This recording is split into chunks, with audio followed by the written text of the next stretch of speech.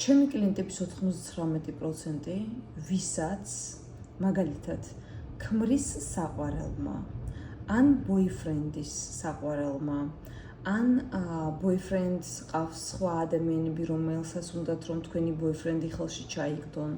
მოკლედ მნიშვნელობა არ აქვს, ვინც ცდილობს თქვენი კაცის, ეს იქნება ქმარი თუ ბოიფრენდი წართმევას. და გიკეთებთ ჯადოს, თითქმის ყველა კლიენტს აქვს საშუალოსნოს პრობლემა. აი პირდაპირ გეტყვით, 100-დან 99%-ს აქვს საშუალოსნოს პრობლემა.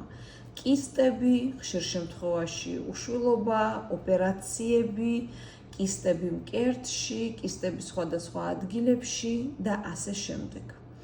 რატომ ხდება ეს? როდესაც ჯადოს აკეთებენ ადამიანები, ქალბატონები, ძირითადად დაშორებაზე, ძირითადად აკეთებენ ნეკრომაგიას. ანუ ეს არის უკიდურესი ფორმა, რითაც ქალბატონს უკაცრავად, მაგრამ ჰორმონები კი არა, აბსოლუტურად ყველაფერი ერევა.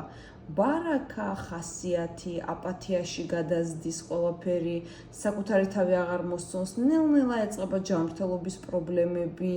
თუ თქვენ პარალელურად ადამიანი ჯადოს უკეთებს და თქვენ პლუს ახლა ზოგი არის რომ სექსუალური კონტაქტი არ აქვს, ხო? მამაკაცთან. ზოგი არის რომ სახლში ცხოვრობს, ან ბოიფრენდია, სექსუალური კონტაქტიც აქვს, მაგრამ სხვა ქალი შორიდან უკეთებს ჯადოს. თუ თქვენ სექსუალური კონტაქტი გაქვთ, ეს უფრო უარესია, ანუ ჩათვალეთ რომ კაც რომელსაც აქვს ჯადო და თქვენ გაქვთ სექსუალური კონტაქტი, ეს არის საშინელება, ანუ 10-ჯერ მეტად მოქმედებს თქვენს ჯანმრთელობაზე უფრო, ვიდრე მამაკაცის ჯანმრთელობაზე. ასე რომ რა გითხრათ მეგობრებო, თავი დაიცავით, დაცვა გაიკეთეთ, ამას ვიძახი, სხვა თავდაცვა რა გითხრათ. ეხლა თქვენ ვერ გაიგებთ თქვენ კაცს ვინ როდის რა ჯადოს გაუკეთებს, სანამ არ მიხვდებით ამას ურთიერთობაში, ამიტომ რა გითხრათ.